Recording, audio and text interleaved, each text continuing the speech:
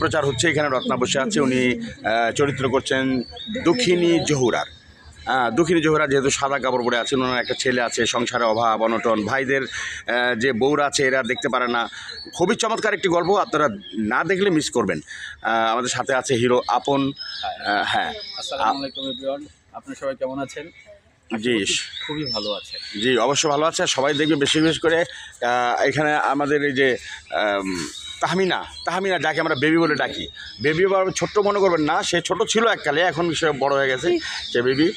আর আরও কেউকে একটা আকর্ষণ আছে দেখাবার লাগছে আপনার করে, এই যে দেখেন কেটা চিনেননি, আরে রেবেকা ভাবি দেখছেন? হ্যাঁ,